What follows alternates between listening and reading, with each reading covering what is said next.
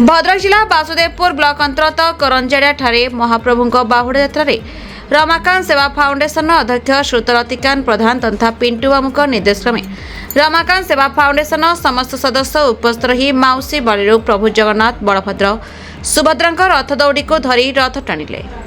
जगतनाथ जगन्नाथ भक्ति रे जे निजको समर्पित करिछि से ही जानिछि जगन्नाथ जगन्नाथ महिमा। कथित अच्छी बालुत भक्त बलराम दास बालीरथ को जगन्नाथ को आकर्षण कर आनी जोठी जगन्नाथ से बड़दाण्ड जोठी बड़दाण्ड से शरधाबाली किए बा कह शरधाबाली मुठाए स्नेह कालिया शांत को टाणी आनी पारिबनी बोली गाँ दान में गड़ी गड़ी चली रथ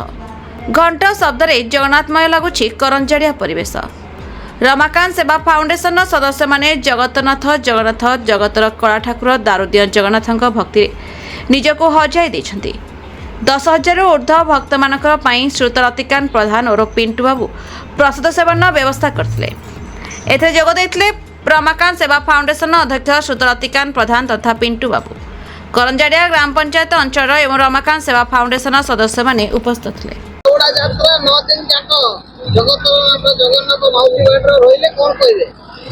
जगन्नाथ जय जगन्नाथ जगन महाप्रभु रथ यात्रा अपार लीला हजार हजार लोक 10,000 ऊर्ध्व लोक आज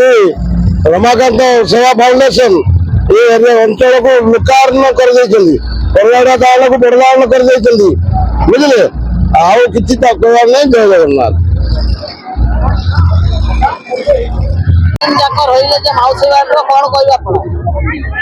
जय जगन्नाथ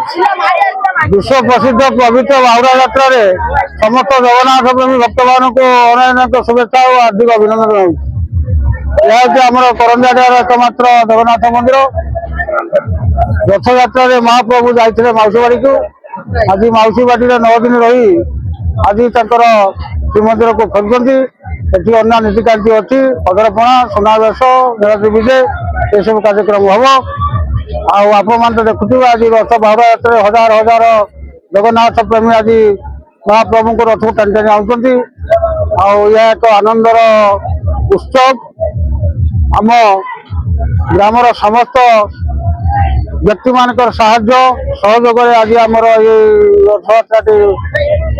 बाहुड़ा यात्रा आज जो पालित होती आज 8-10,000 लोक प्रशासन व्यवस्था होती ग्राम मान सहयोग आमर रमाकांत सेवा फाउंडेशन अच्छी से भी आमको बहुत सहायता कर आर्थिक सहयोग भी आमको उत्साहित कर। धन्यवाद। जय जगन्नाथ।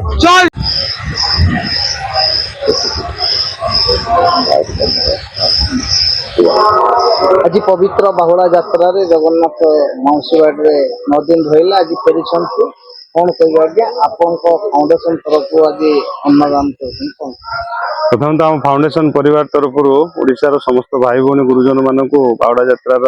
शुभेच्छा शुभकामना और रहा आमर जो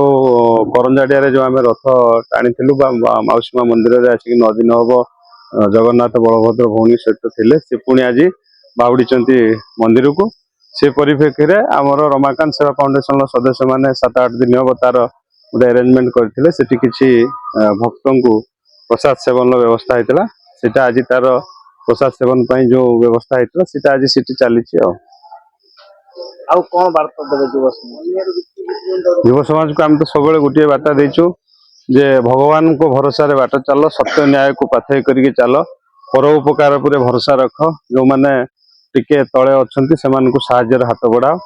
बलटा सब बेले साहाय्यर बलटा को लगाओ बलटा केते लोकंकर अमंगल पई लगाओ ना जदि आम पाखर शक्ति अच्छी ताले समाज मंगल पई से शक्ति को लगेगा। भद्रक जिला बासुदेवपुर ब्लॉक शेख सैयद कादिर का report the Republic Odisha 24 news.